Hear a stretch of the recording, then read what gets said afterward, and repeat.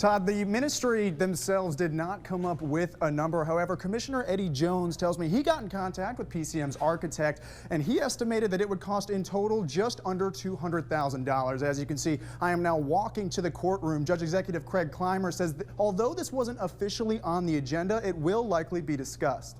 Well, this is my proposal, my motion that I intend to make. McCracken County Commissioner Eddie Jones is proposing that Judge Executive Craig Clymer sign a 5-year contract with the Paducah Cooperative Ministry for shelter hygiene funding, and in exchange, PCM will provide a public service for the homeless. Sponsors of this organization should see that their local government sees what they're doing, and to the degree that we can participate and not violate rules of public policy. Jones hopes these new amenities will make the county safer and in turn help out local law enforcement.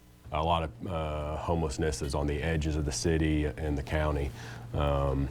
It has always been an issue, and it is an issue now too. A lot of times somebody will say that they want a place to stay, don't have anywhere to stay.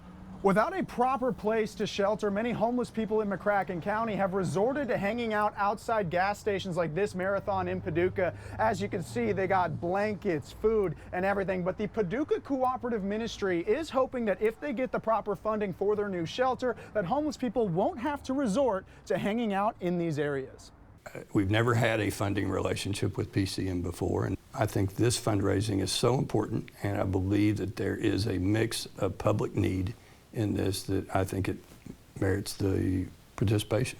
But PCM will have to wait a while before a decision is made. Yeah, I think there ought to be a way we get this done and decided tonight, but it probably will take at least 2 meetings. As you can see, I'm outside the courtroom now. The fiscal court is in session. Now, again, this likely won't be talked about till later in the meeting as it wasn't on the agenda. However, I will have an update at 6 o'clock. Live in McCracken County, Drayton Charlton-Perrin, WPSD Local 6. What did you learn in that proposal? Yeah, so the meeting is actually still going on now, but here's essentially what I learned. So Commissioner Eddie Jones, he brought forth the motion. It's about $199,000, just a little bit over that for restrooms, showers, laundries, and all these other hygiene amenities. He says that this would be, quote, a perfect partnership between government and nonprofits. Now, he does say it's an absolute need. Even Commissioner Richard Abraham also agreed that it was an absolute need. They're talking about they have currently 1.7 out of 3.5 million that they're looking for in the campaign. Now, the construction costs are 1.88 million. So what they're asking the fiscal court for, that 199,000 would finish the construction costs, but it wouldn't finish everything that they're trying to do. They currently have a food pantry. They are trying to move that across the street and turn what is currently the food pantry into this hygiene facility. And here's Lacey Bowling. Here's what she had to say today on the need for it in McCracken County.